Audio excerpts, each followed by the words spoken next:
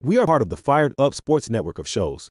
Please check out other Fired Up Sports Network podcasts like the P-Lot Pod, Water Cooler Talk, Bell Smashers, Philly Sports Love and Pain, Drunk on Broad, Beer Battered Sports, and the Fired Up Sports Show, which are available on all major podcasting hosting sites and social media. Also, check out Mark Ramos' Roundup on firedupsports.com, which breaks down the happenings going on with all your favorite local teams.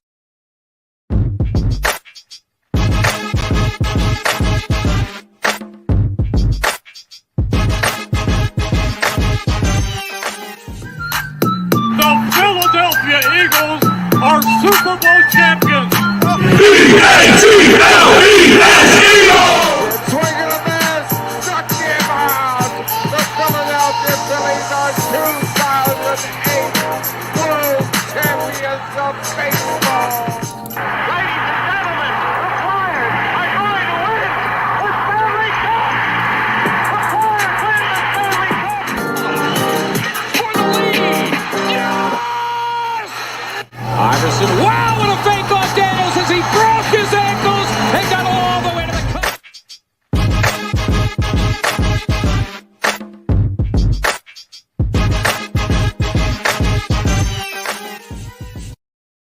What up? What up, bro? We're What? kicking off the 200s, Rich. Oh, really? Episode 201. No way. Wow. We're kicking it old school. Holy shit. 201. I never thought we'd make it past 86. But here we Shit. Well, listen, here we are. Jesus. But listen, we're kicking it old school this week. Mm-hmm. We're going to go a little bit of everything. A little smorgasbord, just like we used to. We're throwing it back.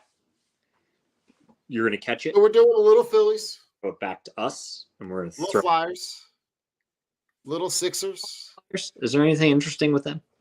I mean, listen, there's a little footage of Matvey Michkov working out in some Flyers gear at a fitness club in New York. I'm just saying. He's a lot closer than Russia. But we'll get to it. And Rich, I'm there's excited. a lot of we can even talk a little union tonight. There's a lot of union stuff in the news. So you tell me where you want to start. Oh, man. Well, let's get the stuff that I don't know of out of the way first. So let's go Union. Union. Get them out. Rich, the union today Okay. made MLS history. Ooh. Okay. They signed a 14-year-old off of their out of their union club program. Oh, wow. The kid who is slated to he's kind of already penciled into Man U at 18. Oh, wow. He's been in their program. He's been in their youth program for, basically pretty much as long as he's been able to kind of kick a soccer ball. Nice. But it's kind of the news is kind of wild. The kid's name is Cavan Sullivan. Okay. Right, 14. He's got an older sibling on the team already. Nice. But he's gonna be with the first team from now until 2028 when he turns 18. Now, from everything I understand from the EPL, you're getting a little bit of a preview of a kid who's kind of slated to be one of the next up and coming soccer stars. Really? And he's a kid that was, kind of born out of this area, has always lived in this area. Family has roots in this area, brothers on the team already. Wow. So you got and a kid looks like I'm gonna try to pull a picture up here. Kid looks like a baby, man.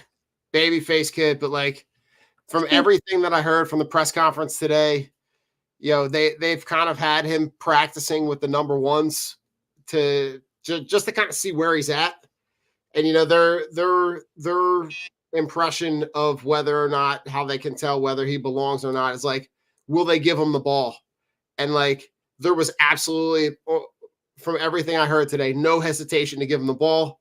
Kind of free flowed and played with these guys who are essentially 10 years his senior. Should be pretty exciting to watch. And the fact that we're going to get 4 years of this kid until he's eligible to be part of the Premier League. The shame of it is that you're in a situation where you're not able to keep him. Yeah. You're not able to, like, you're going to keep him until he's 18. But, like, my hope is that at 18, when he becomes eligible, that the MLS has grown enough to be able to hold on to him. Yeah, it probably won't happen. Probably not in the next 4 years, but like that would be the shame of it is that they're growing him as an athlete, knowing that at some point they're going to have to sell him. Yeah, that's fucking nuts. 14. Oh my God, I couldn't even imagine. And Rich, I'm going to try to pull up from what I saw from the contract. All right, here we go. Cavan Sullivan's record-breaking homegrown deal averages out to just north of $500K a season. At 14? At 14. Fuck that kid. His deal escalates, has an escalation clause that could increase every year. Man, fuck them kids.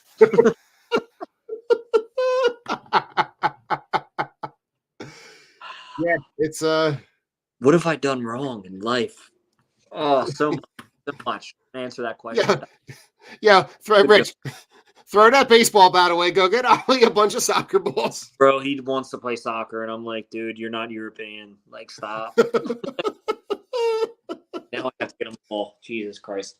Ollie, we only got 8 years left of him being home before he's 14. Yeah. And we play with the Well, and this record breaks the record previously held by, you remember Freddie Adu?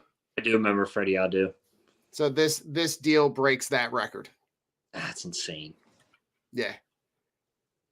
I just can't fathom, I can't imagine being 14. No. Like, Rich, this is essentially the equivalent of like Kip next year playing in the MLS. Yeah. Like, I don't know. I don't know how to wrap my head around it because it's like, that's my question. You have to be that fucking good at 14. Right? Like, you have to be that good. I can't wrap my head around it. Like, I'm at kind of me, I'm usually not at a loss for words, but I'm just fucking, my mind's blown.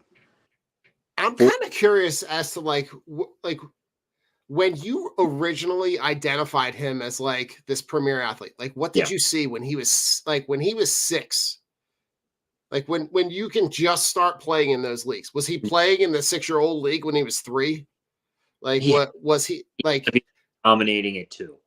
Like the kid was like 18 months playing with 7-year-olds and just fucking the ball to the leg, bicycle kicks. Like he didn't even have any cleats on because they didn't have cleats as small as his feet. They just freaking nailed some spikes into some wood blocks, taped them to his feet, and he just did his damn thing. Like, what I would love to know, like, what is the profile on this kid? Oh, at 2 years was playing against 6 years old and scoring 3 goals a game. At 6 years old, he was playing against 19-year-olds and dominating. Yeah. He's playing against Freddie Adu and beating him hands down easily. Like, what is it? Like, what did you see in this kid? What like was like the moment where they were like, yes. Yeah. Yes. Because I mean, I'm just kind of dumbfounded. 14, you're a baby. You're a child. You're barely a teenager. Yeah, seriously.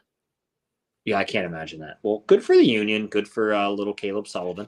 Back to Brinks struck up to his door, and that kid is going to have so many PlayStation 5 games. It's going to be ridiculous. Yeah, seriously. Like it's just wild. But how crazy is that like normally like these world renowned, especially soccer, right? Yeah. You're here and like it's always Europe, Central America, South America. Like this kid grew up essentially in the Philadelphia, South Jersey area. The fact that you've got that homegrown talent is just really just a kudos to where soccer has come in this country. Say again? Where's he from? Oh, that's a good question. I'm going to look it up real quick while we're sitting here. Yeah, because I would love to know where this kid's from. And why haven't I heard of him prior to this? Makes me really upset. All right, here we go. Hold on. All right, so I'm going to read the story off CBS. All right. All right, so he's going to wear the number 6. Okay. Rich. Born September 28th, 2009 in Norristown. Don. He joined the Union Academy in 2020 at age 10. So he's been in the Union school since he was 10 years old. So for the last 4 years. For the last 4 years. Yeah. So but he essentially hasn't been at a traditional school. He's the youngest player to make his debut in North American sports leagues. Whenever he makes his debut, That's fucking he'll be crazy. the youngest ever. Yep. He's going to be the youngest. It says, he won't be allowed to play in the EPL until he turns 18 in 2027. Okay. So he's been one of the most highly touted soccer prospects in modern history. Holy shit. Yeah. I'm sold. So Larry, his grandfather, Larry, was the head Jim Curtin, the head coach of the Union. It was his soccer coach at Villanova. Oh, wow. So his grandfather, Larry, was was the head Villanova soccer coach.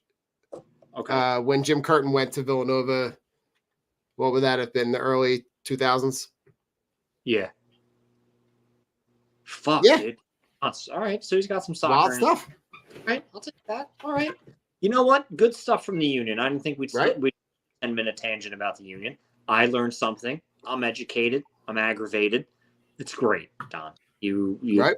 I just need to go back in time and start kicking a soccer ball. And I could have been the next great. No, I couldn't have. I'm fucking slow as shit.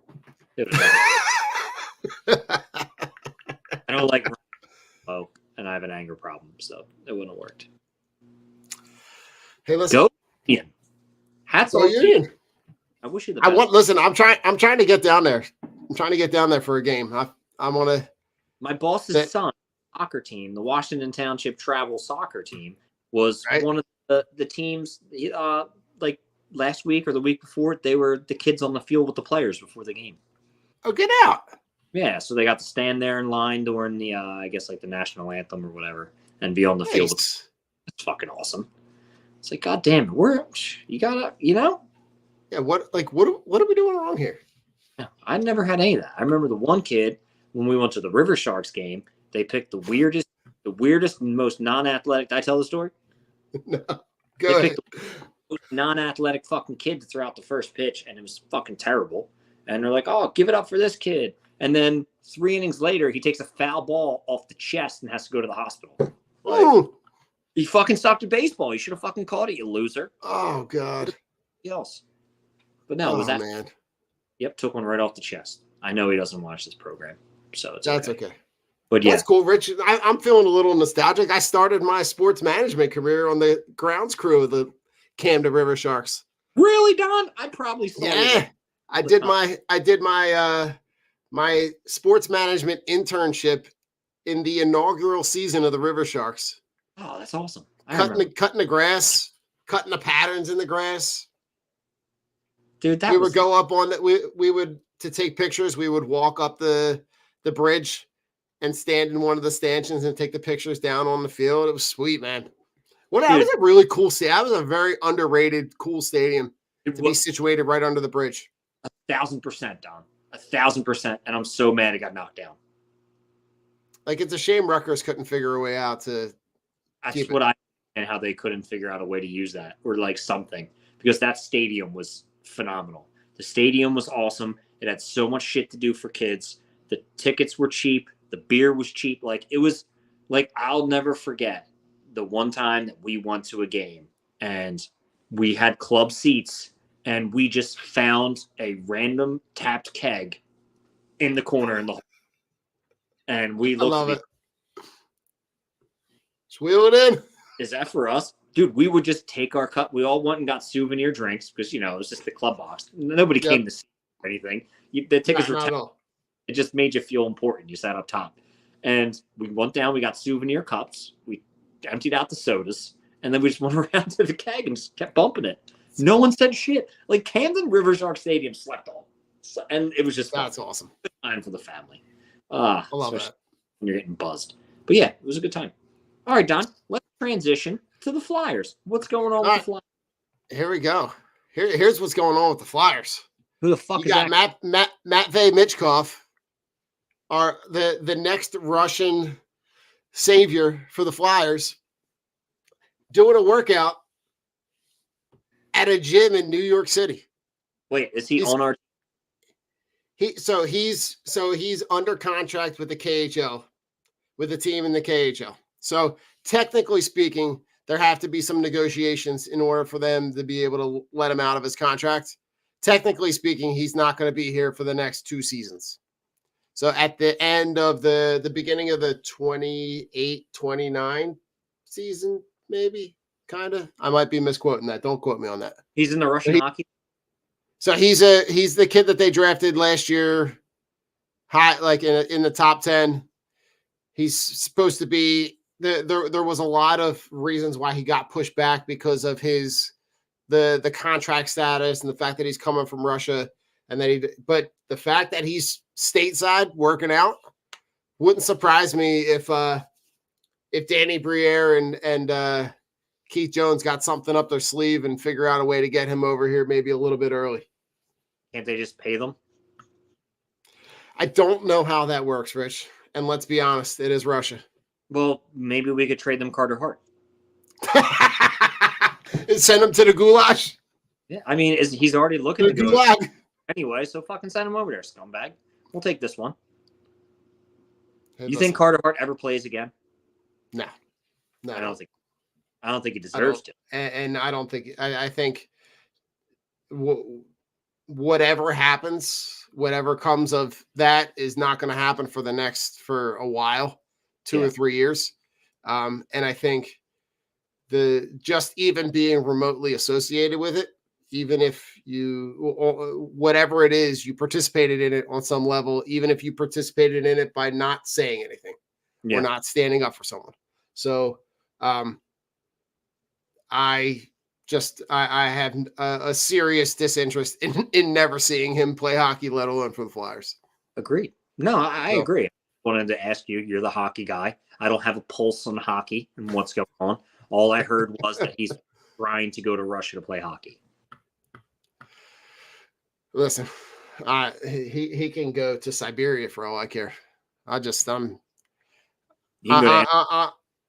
in on him trying to get I'm trying to get Michkov over here. They had the draft lottery. They're going to pick 12th in the draft. So we'll see. We'll see what happens. It just kind of, listen, the hockey draft is kind of like the NBA draft. Like, there's like one really good guy and then like a lot of other guys that, like, especially hockey, when you're drafting guys from, the Ontario Hockey League and, have guys halfway around the world. Like, it's like when I talk to Mark will know a whole lot more about hockey, the guys that they're looking at the draft than I do. But it's they had a much better season than I think anyone anticipated. Yeah, I saw the playoffs. I mean, they were within earshot of the playoffs all the way into the last week. So, yeah. Hey, that's what I like to hear. That's what it is. That wraps up our Flyers talk. And there we go. Here's Flyers. All right, Rich. Sixers, Phillies. Fucking Sixers. Dude, I am so sick and tired. Oh, my God. We got to get rid of Daryl Morey, dude. This roster construction is so ball sack. Like, it's not even because don't hang as low as ball sacks do. It is so ball sack. Like, I look at this roster and it pissed me off every single fucking time Embiid's out the game for 6 minutes and you're up 12 and then all of a sudden you're down 8. Like, that should not be possible. It shouldn't be possible. And fucking thank you, goodbye, Tobias Harris. You were the definition of show up and get paid. Because you did absolutely nothing memorable or remarkable in your Sixers tenure. And that is hard to do for someone who was here for 4 fucking years. To absolutely do dick. I wish TJ McConnell got a supermax over you. Because TJ McConnell, and he balls the fuck out for Indiana when he got time. I watched the game where he just hit a spot up 3, hit him with the ice in the veins. I was like, oh shit, TJ McConnell's cold as fuck. And he plays defense. There's not even need to get rid of him, Chris. He's out under contract. See you fucking later. But here's the issue. Here's the issue with all this. Right? What the fuck do you do? What do you do? All right, so real quick, just to put a bow on the Tobias Harris stuff. Was there a more fitting way for him to end his fucking career with the way that he played during this contract than to play 29 minutes and score 0 points on 4 attempts? How do you go? Like, how do you have? And he wasn't the only starter. Kyle Lowry was scoreless too in that game. Kyle Lowry fucking stinks, though. Kyle Lowry mainly cost fucking games. I mean, not diving on the ball, the inbound pass, like he single-handedly, and Tobias Harris got out-rebounded by fucking everybody on that fucking team. It was bad. You already know that Joe can't fucking jump, and you're not even down on the block. And then when you're down on the block, you're not even fucking boxing out. Like, Mr. fucking allergic to 30, shout out to T-Will. Mr. allergic to 30. Oh, Mr. yeah, right. Fucking rebounds. Mr. just, you fucking stink. Get the fuck out of my city. Like, I'm so sick of, and the memes are great. Like, everybody all send memes. And it's like, literally, it's the one was, are you just going to show up to work and do nothing? And it's just Tobias Harris like. Rich, I saw one that said, what did it say? It said, I scored as many points as Tobias Harris in a playoff game. Yeah. We have something in common with Tobias Harris. We scored as many points as him as in a playoff game as he did the last game he played in. Kyle Lowry, fucking terrible. I hope we never see him again. Especially like 30-9. Like, that whole series was just abysmal. You need Maxey to score 49. You need Joel Embiid to score 50 for your fucking team to win. Like, so poorly built. We needed Buddy Hield 3 years ago. And then all of a sudden, Buddy time and then decides to drop 18. Umbre didn't fucking do anything. Campaign, when he came in and got some minutes, he did some shit. Fucking, oh my God. Why the fuck Batum in? When they made the diss, and his wife was like, that's why the fuck Batum's in. Thank you for showing up on the play-in game, Batum, because you did absolutely dick the whole fucking series. Yeah, I think, Rich, this was a series where you or not a series, but this was a season where you know that they were going to make moves to try to be better, but they weren't going to make moves because they wanted the cap flexibility at the end of the offseason to get all these 1-year deals off and really try to reconstruct and listen, they got one more shot at this thing. They got one more shot to hand out a pile of cash to be able to put a team around Joel Embiid and Tyrese Maxey, because after that, how you don't have many more years left with Joe, and but like it really is just wild. It's wild to see how well that that Knicks squad made up of a compilation of Nova guys really just play like they've been. I will say it. They've been really fun to watch because of the way that they play together. They remind me of Rich. They remind me of the team with the Sixers team with Iverson. It was Iverson, and a bunch of dudes. Yeah. This team is Rick Brunson. Yeah, that's his dad.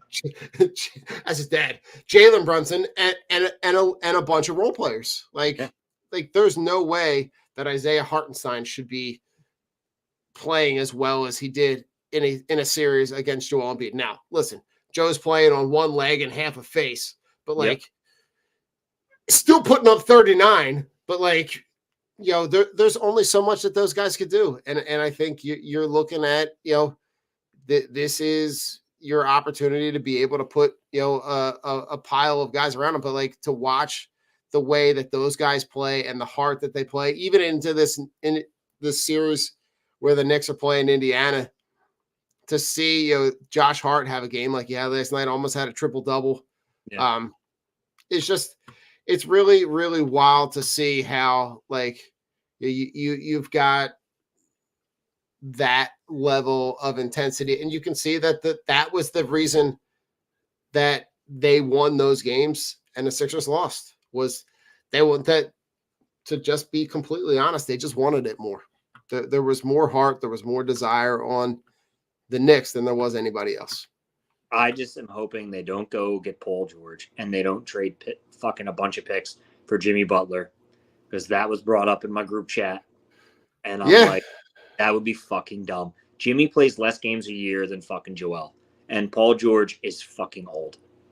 If they're really going to do this win now bullshit, I'm just fucking out.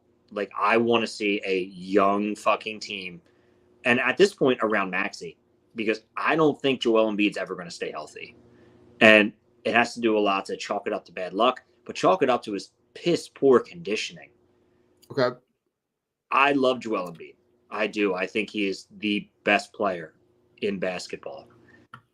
But the fact that you can't fucking win, you can't even escape the first round in the past, 2 years? 3 years? 7 years. They haven't gotten out of the second round in 7 years. That speaks fucking volumes. And it's poor roster construction. Josh Harris is a fucking piss poor owner. Daryl Morey is, I'm starting to think he's fucking brain dead and not a genius that everybody thought he was. I think he's fucking terrible. He wanted James Harden. He got James Harden. James Harden couldn't fucking play here. And then his fucking whiny crybaby ball and left. And then you replaced him with Kelly Oubre, who I liked. And then that's really it. Batum's not fucking good. Your bench was absolute dog shit. But behind fucking Buddy Hield, Mo Bamba is your best fucking backup center. That's fucking a shame. Should have never let go of Drum. It's so fucking terrible, dude. Joel Embiid comes off the court and you immediately give up a lead because Tobias is your number one option for scoring. Yeah. That'll never happen. My man I love when he puts the ball on the floor and tries to get past somebody. Dude, you're so fucking slow. You're not out dribbling anybody. And then you're going to settle for a layup. You're 6'9". You won't fucking dunk. You're a scaredy cat little bitch. Hell of a person off the court. I'm only speaking to the man on the court. But if I'm 6'9", I'm dunking every time until my fucking hand falls off. It just this season. Yeah, I think you saw the inability for them to be efficient when he wasn't on the court. And I think you saw when you saw that stretch of games that he missed after he got injured against Golden State, and you just saw how wildly unaggressive they were, and the offense was ineffective. They weren't able to get shots. They were constantly rotating the lineup. It looked bad. And I think when he came back, he was obviously not at 100%. And even when he was on the floor, right, he's still giving, in that playoff series, still averaging over what I think he averaged 34, 35 for the 6 games in that series. And again, is doing it with Bell's palsy and a knee brace that looks like it's his knee needs to be fully reconstructed. And he's still being that efficient offensively. Like I don't know. I don't know what you do. I know there's a lot of conversation with these three guys, with Jimmy Butler, Paul George. LeBron James is another one that a lot of people have brought up. I don't know. I don't know what you do here, because to me, these three options to me scream of desperation. Yeah, it's not it. It's just not it. If I told you had to pick one, You take one out of these three. You take LeBron. Yeah. I mean, that's literally the only choice. LeBron on his last leg, I would take over. I mean, he's going to miss games. Jimmy Butler missed more games than Joel Embiid last year. Yeah. And George is fucking one wrong step from not playing again. Like, I don't want anything to do with Paul George. I'd rather take at least LeBron. And I think the draft capital that you'd have to give up in a Jimmy Butler trade would be get the fuck out of here. Yeah, like that to me makes absolute no sense. If it's me, I'm hoping that you're gonna get the leadership of someone who's been in those finals year after year after year, that maybe shows and guides the team in those moments, like you were talking about with Kyle Lowry, where you're making those inefficient mistakes at the end of games. Maybe a guy that's in his position that can play that's played in those big moments gets you maybe over the hump. Rich, the other thing I think to think about is also Joel Embiid playing in the Olympics. Like to me, is there something to glean from him being around a group of guys that's just as good as him? Yeah. And maybe teaches him those things about how to stay healthy, how to be, because he does do a really good job at emulating other people's moves. Like, is him being around those guys maybe give him an opportunity to maybe elevate his game even more? You would hope so. We're talking about trying to get young guys. Is there a young guy that you got on your mind? No. Somebody you think? No? I don't think we would get anybody. That's the whole issue that I'm having. My issue is I don't think anybody wants to play here. And I don't know how you're going to build a roster. Like, that's you swing and miss on all these draft picks. The fucking Hinkie died for our sins, trust the process. The process was the worst thing to happen to the Sixers, because it doesn't matter what you had. You missed on Jahlil Okafor, you missed on Nerlens Noel, you missed on Michael Carter-Williams, you hit on Joel Embiid, and then that was it. You missed on every single. I mean, we could have had Jason Tatum, we could have had Jaylen Brown, we had Giannis if we wanted to take the flyer. We could have had so many guys that actually could have built a fucking roster, and we whiffed. We traded Mikal Bridges for a guy who almost died to peanuts. A legume almost killed Zaire Smith. Oh man! Fear the legume. Fear the legume. Dude. Like, Rich, what about a guy like Ingram? I would love Brandon. Ingram. Brandon Ingram. I would love Brandon Ingram. I mean, we should have fucking drafted him.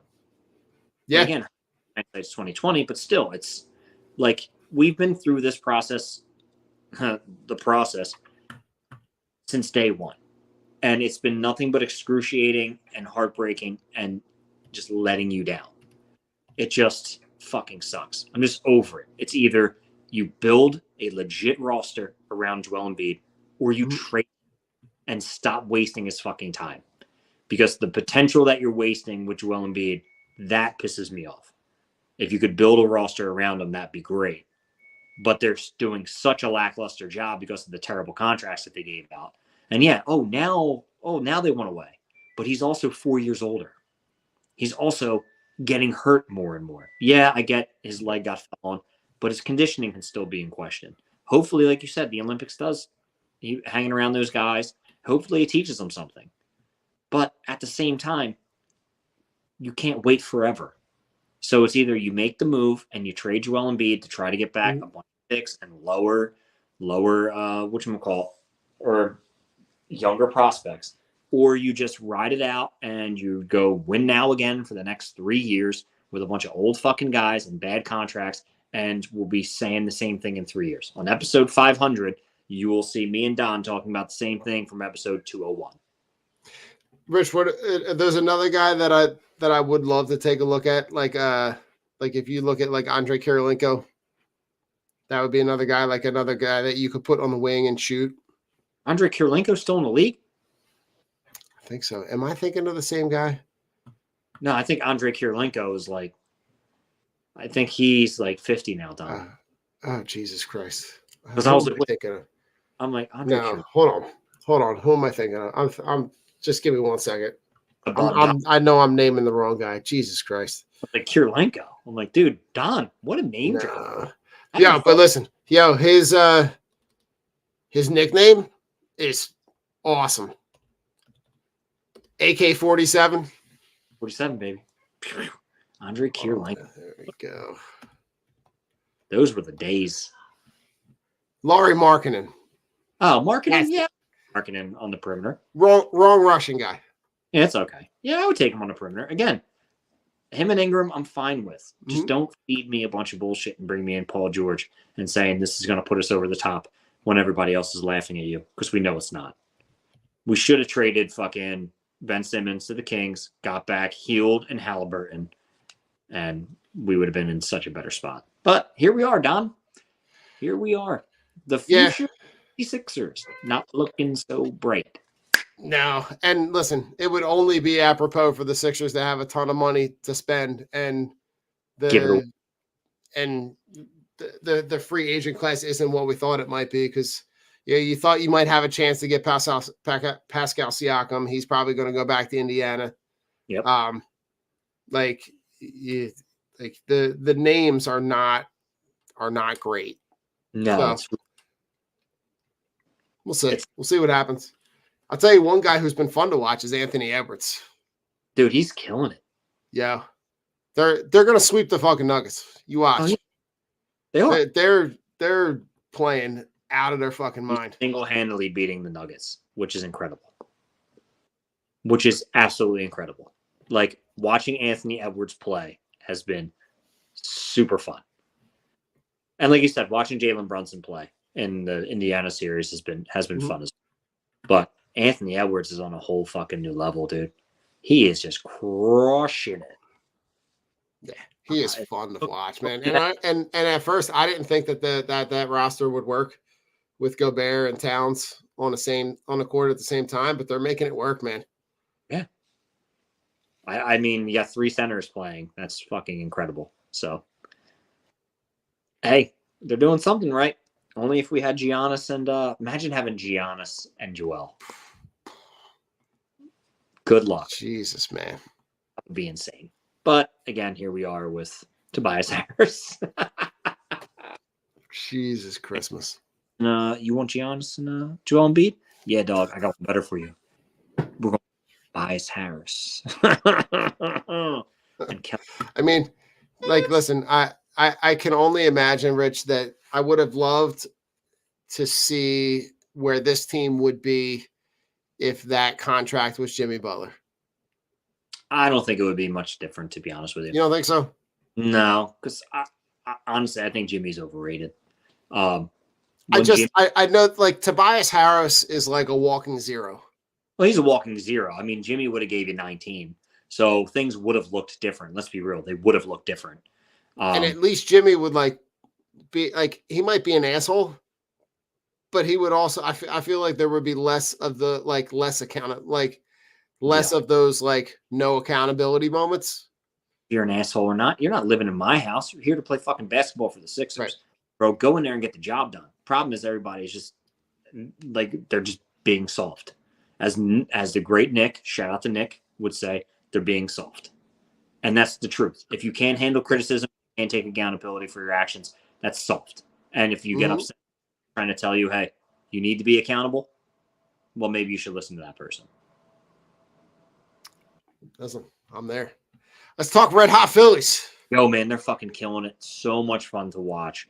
Best fucking team in baseball. Who would have thought our starting rotation would be that deadly? Not I. Man. Not I, said the cat.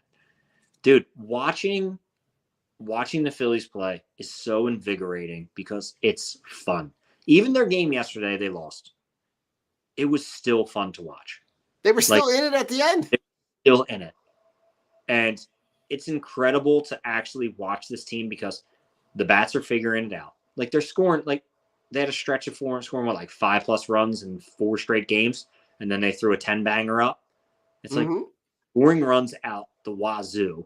Their starting pitching is going deep into games. Like Turnbull's fucking pitching well. Ranger is pitching fucking lights out. Zach Wheeler is still the only ace left in baseball, and second behind him is Ranger Suarez. Right. And, you know, Nola's Nola right now. Sanchez is looking good. Like, everything about this season is turning into something good. And I love the fact that Rob Thomas, they asked him about, like, starting out hot. He's like, well, we usually always pick up after the All-Star break. It's just good to, like, you know, get some wins under our belt and start off hot for once in the season. I'm like, yes. Seriously. And they're still going to win games without Trey Turner. I mean, it sucks that Trey got hurt because he was fucking red hot. But, man, Castellanos is starting to hit. He's starting to figure it out. Yep. I think he doubled in, 3 straight games? Mm-hmm. That's what you need. Yeah, he's starting to get some extra base hits, right? You're right. Back. As of a couple days ago, right, you got Wheeler with an ERA at 1.64. You got Ranger with an ERA at 1.72. You got Spencer Turnbull, who was a very, very underrated signing, right? Because everybody's, me included, as spring training was starting to wrap up, everybody was talking about going, do you try to make an all in and go get Jordan Montgomery? Do you go get Blake Snell? And those dudes have looked terrible. Not great at all. Now you're looking at the fact that you got 6 starting pitchers that you got to move Spencer Turnbull into the, and start to piggyback him on some of Taijuan Walker's starts or Christopher Sanchez, because you have the best pitching staff. Like the bullpen has been great. The guys coming out of the pen have been electric. Like they're just a fun ass fucking team to watch, man. It's just really, really cool to see. And like, you're even getting contributions from guys, at the bottom end of your roster, right? Cody Clemens gets called up when Bryce Harper goes on paternity leave. Hits a bomb, right? Trey Turner gets hurt. Cody Clemens gets called up. Bomb. He's got – all right, you ready for this, Rich? Notable players as of May 8th. Notable players with only 2 home runs this season. You ready for this list? Yeah. Ronald Acuna, 131 at-bats. Nolan Arenado, 136 at-bats. Xander Bogaerts, 151 at-bats. Goldschmidt, 133 at-bats. Cody Clemens, 9. They're just getting contributions from all up and down this roster, man. It's just a really, really fun thing to watch, right? The way that this team congeals and gels, and you can tell that they're all playing for each other, but you can tell that they're something is sticking in their craw from last year about the way that ended that series with Arizona and how crushingly devastating that was to know that that's how that season ended, knowing that if they had won, they would have had a serious they would have given the Rangers a better run for their money than I think the Diamondbacks did. And that's why I love the game. You played the game, I played the game. Baseball is a game of streaks and runs. Baseball is not you could have the best fucking team on the planet, but you go cold for 2-3 days, you dig yourself a hole, and then you're starting to press. You don't get out of those holes like that. And and that's the thing. The Phillies aren't pressing. The Phillies are having fun. They're winning. The way Brandon Marsh looks at his teammates is how I want Jamie to look at me every day.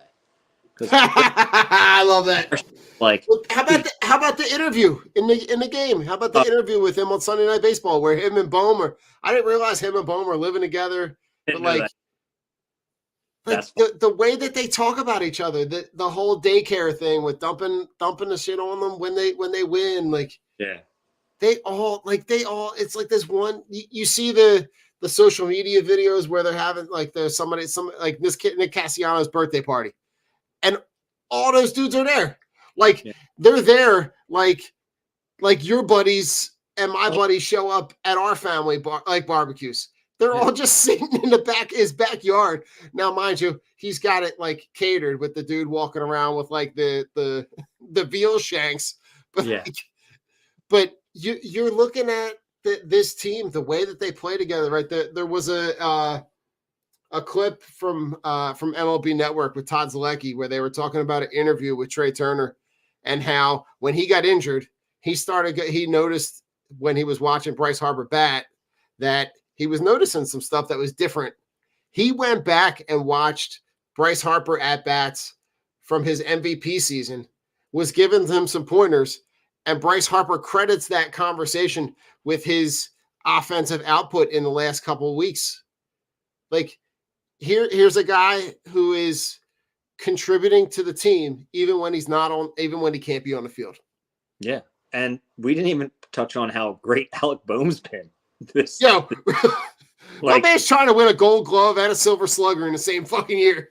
Like, his defensive play just came out of literally left field. And I'm like, oh my, this dude's like turning into a fucking great third baseman. And I'll never forget when Charlie Manuel was saying, he's like, he is going to be a career 300 hitter. Like, Charlie Manuel was on record saying that Boehm is going to be a career 300 hitter. He has the tools. And he's batting like 339, had the 17-game hit streak, abruptly come in, but didn't K, just 0 for 4. No Ks. And that's the thing that you're seeing from him. His presence, he squares up balls. He's hitting them hard.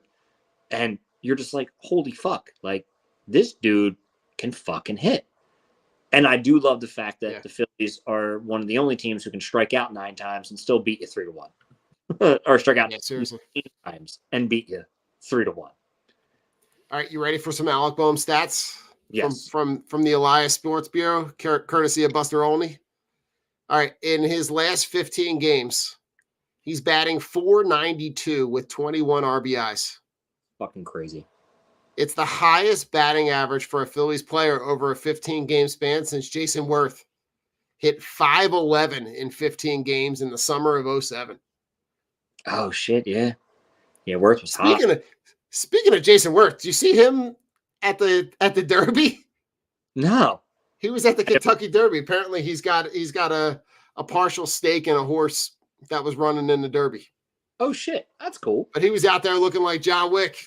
Of course he would be. Of course he would be. Fucking Jason Worth. Scumbag. Oh man.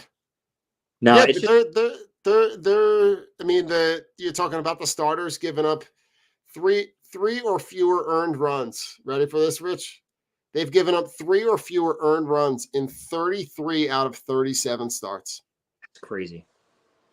They're on a heater, man. They're and the fun stuff is that everybody in baseball is talking about them. Yeah. And to see how well they're playing, it's just fun. It's going to make for a fun summer. Because now, you're looking at it, the Braves are going to have to play catch up this summer. Mm-hmm. They're going to have the opportunity to be able to maybe, create some separation when they do meet up again with the Braves in a couple weeks. They got a couple series coming up where they're winnable series, right? They're going to be in Miami this weekend. But you're going to have a series. You're going to have a series coming up with the Yankees. That'll be fun to watch. How does Miami fucking player to San Diego? Yeah. Miami doesn't deserve a fucking team, if I'm being honest. That team, that franchise should, like, I was down there last maybe 2 years ago for a game. We were down visiting friends. There might have been, like, no joke, less than 1,000 people in the fucking stadium. Like, there's no way. You could probably hear yourself talking. Rich, we were the only people sitting in our section. That's the entire section. It was me, Lace, and our 2 friends. That's terrible. That's it. It's wild. Like, It's the Phillies. like that franchise, if I'm being honest, that franchise should go to one of two places. Either put that franchise in Puerto Rico or send that franchise to Montreal. Yeah, get the Expos back. Get the Expos back. Yeah, I agree. They need to go somewhere else. Like, there's no. I mean, Arizona has fucking turnouts. You know what I'm saying? Like the Diamondbacks, they're in the middle of a fucking. Both Texas teams, like, what the fuck, man? Like, you can't get people to go to games in Miami, then fucking move. You can't afford to pay people, then fucking move. Go somewhere where people actually enjoy baseball or would like a team. There's so many places you can fucking go. But the MLB and make them relocate. I mean, you got fucking Oakland going to fucking Vegas in 2 years. Like, that's just dumb. Yeah. But again, you got to get baseball out there now too. Wait till they get a fucking basketball team. That's going to be next. Is when a basketball team goes out there. But yeah. I think you got to be honest, I think you got to get a hoops team back in Seattle first. I would love to see that. Seattle Supersonics, bring them back. Just revive the Sonics. Why not? I mean, Oklahoma Thunder killing it. I mean, it's only about time because you had all those first round fucking draft picks, and A is a fucking monster. SGA is a fucking animal, man. He's so good. I didn't even know they were the number one seed. My buddy's like, "Yeah, dude, they're number one." I'm like, "What?" And I went and looked at it. Like, they're number one. The fucking Timberwolves are number two. I know. It's just, but man, crazy. The Phillies are fucking killing it, and it's just so good to see. Like, it's fun watching the games, watching with Ollie, and just like showing him baseball because obviously, like, you know, he's playing baseball, so like trying to teach him stuff and show him. He gets all held up. What's the score, Dad? What's the score? And I'm like, dude, just, you know, Phillies winning like 5-0. He goes, whoa, and just like wants to like just watch the game, and like how, and then he sees like 100 pop on the screen. He's like, he just threw the ball 100 miles an hour. I'm like, yeah, dude. I'm like, some pitchers do that. And he goes, I can throw the ball 102. I'm like, all right, bud. Sure you can. I love it. But nah, it's just fun. It's just good to, you know, it's a nice break because usually we have to wait a little bit for the Phillies to get hot, you know, after the Eagles and after the Sixers. And well, the Phillies being the Phillies, well, they'll get hot later. It's like, but now they're like hot and everybody's invested. But the camaraderie and the chemistry about it all is just, it's just phenomenal. Like, I just love the way those guys interact, and those guys genuinely like each other, which is awesome. Yeah.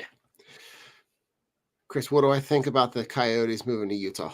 I think they'll probably be in a better spot considering they were playing in the Arizona State University hockey stadium, which seated like less than 6,000 people. So crazy. Imagine, listen, and that's where you play. That's a disgrace. Yeah. So they're in a city that wants them. They're in a city that is going to support them, and they got a new ownership group that's got a ton of fucking money. So ton of cash. They own the Nuggets, right? No, they own the Jazz. They own the Jazz. They just bought the Jazz. They bought the Nuggets. I think they own an MLS something. They own he's basically collecting professional sports franchises like Matchbox cars. It's crazy. I don't know where people get this fucking money from, but listen, Rich, let's wrap it up with the Birds. Oh man, nothing really too crazy to say, Don. You know, when it comes down, kind of waiting. I mean, listen, the news comes out with Cooper DeJean is looking to start on the outside. That they're going to try to start him on the outside, but probably trying to get him on the field in the slot as soon as possible. Yeah, I'm all over that. Get that dude on the field. Yeah, and let that dude make plays. Yeah, and we just got to see the boy from Tulsa and see where he's going to. I just want to know how it's going to play out with Bradbury and Slay. Like, that's my whole thing. Like, how's that going to play out? If you're so worried, honestly, if you're worried about safety, I'd move Slay back to safety. I would put Slay at safety and let the two young guys play corner. Slay's not going to, but you let him ball hawk. That's all. You just let him ball hawk. Fucking why not? What are you going to do with them? You need both these young guys to start. Yeah, the only thing that makes me hesitant, Rich, is to not have that veteran presence at that spot with a team that has Super Bowl aspirations. Yeah, I understand that, but they also don't have veteran leadership on the defensive side in the cornerback room anyway. So what's going to kill you? Would you rather have the pure talent, or would you have the veteran there who is basically just out there to play for himself? Because we saw that last year. That's my concerns, because you have the two vets on the side who didn't look like they made any sort of difference on the outside, especially with helping their teammates. So I'm all about, if this is the last year of those two, and then we just insert Sheldon Brown, Lito Shepherd 2.0, I'm completely content with that. But I think that's too much talent to be sitting. And I think that's a good problem to have, but not ideal. Oh, absolutely. I'm kind of with you. I think for me, my thought would be to put him in the, to get to figure out a way to, get rid of Bradbury, whether that means you got to eat money, whether that means you just cut him, whatever it means. But I think one of those two guys has to start on the outside. And I think that guy is going to be Quinion Mitchell. And I think you, until Cooper DeJean asserts himself as the clear number 2, I think he plays the slot, because you're probably going to get a guy who's going to be significantly more healthy than the guy that's been there the last couple of years in Avonte Maddox, who can't stay healthy. I think you put Cooper DeJean in the slot. I think you all put them in the room, and I think the transition to those two guys that they drafted this year being on the outside is not that far away. I think you're probably looking at, this time next year, we're talking about those two guys starting. But I think to put both of them out there as rookies, I would be hesitant to do it. And I think you've got enough players at the safety position. When you talk about the leadership, that the guy that I'm looking at for leadership in that DB room is got to be CJ GJ. That's the guy that I'm looking at for accountability, for leadership, because he comes across as a guy who doesn't care about your ego, doesn't care about you as a person, just cares about winning. And if that means I got to call you out, I'm going to call you out. If that hurts your feelings, so what? I don't care. Yeah. Well, same thing with Fangio. Fangio has no problem calling you out in your shit either. Right. So it's going to be interesting to see how those guys respond. But give me Quinion Mitchell to start day one. I'm happy. And if Coop has to go, then it is what it is. And then the next year you have both those guys on the outside. But it's going to be interesting to see. You've seen the pictures of Jalen Hurts watching Saquon squat like a proud dad. The quad fathers. Dude, it's going to be a fun season. I'm just waiting. We got a little over 2 weeks for OTAs and shit to start, and the rookie stuff. So it's going to be interesting. More news will come out, and it'll be fun. Right now, let's just ride our high with the Phillies and, try to figure out what the fuck there they are. Game recognizes game. Right? Look, I love the smile. The smile on Jalen Hurts and Jake Elliott's face is awesome. If you look in the background, look, the way that these two goobers are smiling, man, it's fucking awesome. Just like giant shit-eating grins on their face, man. It really is cool to see that they're already building that camaraderie with the team. You saw how they were they were together all at the Sixers games.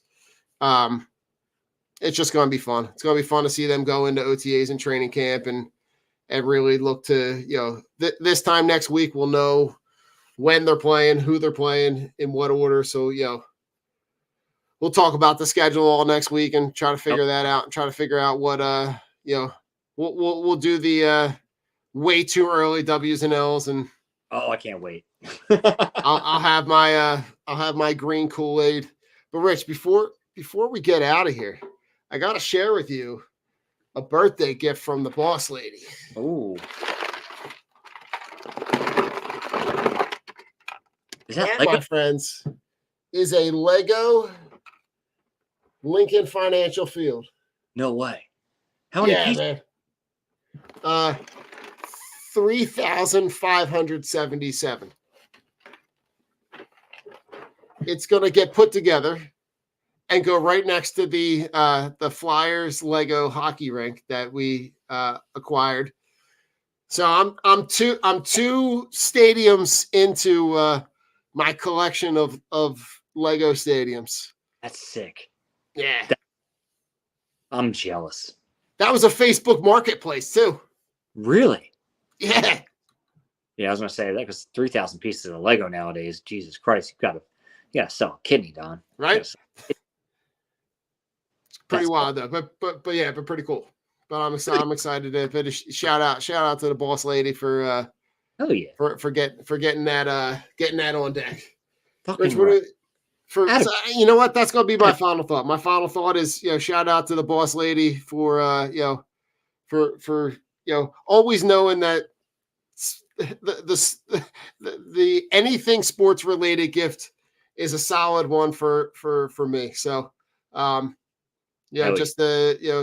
just appreciate the care and the support, and we're happy to give a shout out to anybody who plays a mom role this weekend, and for Mother's Day, and just a cool thing to recognize those ladies in your life that are important. Oh yeah, same, man. That's my final thoughts. Happy Mother's Day to all the moms out there, the ones who step in and take on the role when others aren't able to, or others don't want to. Sometimes you're forced into that mom role when you're not biologically theirs, or they're your friends' kids. I had a bunch of moms growing up.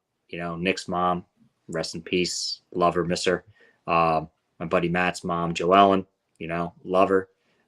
They're like, my second and third moms, home away from home.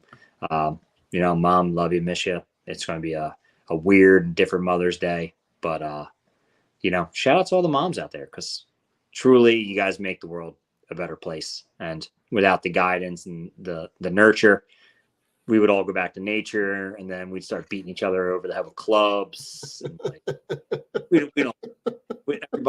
everybody needs a mom, even if it's not they're not your biological one. Just know, you guys are appreciated. You ladies are appreciated, and thank you for all you do. And we hope us here at Drunk on Broad, we hope you have a great Mother's Day, and you get to relax or chill, or do whatever the fuck you want to do, because it's your day. So have fun. That's right. Rich, take us home. Oh man, you stuck around, you fucked around, and you found out. I am Rich. That is Don. We are Drunk on Broad. Shout out to Joe and Jay. And hopefully get you guys back on soon. Joe will be joining us probably next week when we break down the schedule. And, as Don said, our early wins and losses. Eagles are going to be 16-0 next year. Don't you worry about it. That's a sneak peek for next week. But as always, fuck the Cowboys. Fuck Deshaun Watson. Fuck Drake, because he's getting murdered right now by Cavan. Ooh. Here for it. Oh my God, Meet the Grams was 6 minutes of a horror story. Oh my God, that was it was some of the best disses I've heard, and it was good God. So fuck you, Drake. And as I said, fuck the Cowboys. We're Drunk on Broad. I'm Rich. That's Don. We love you. Peace out, Philly. Later, skaters.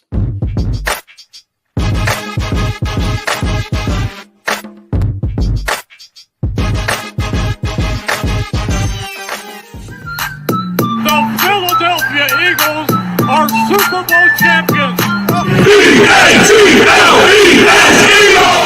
Swinging a miss, struck him out. The Philadelphia Phillies are 2008 World Champions of Baseball.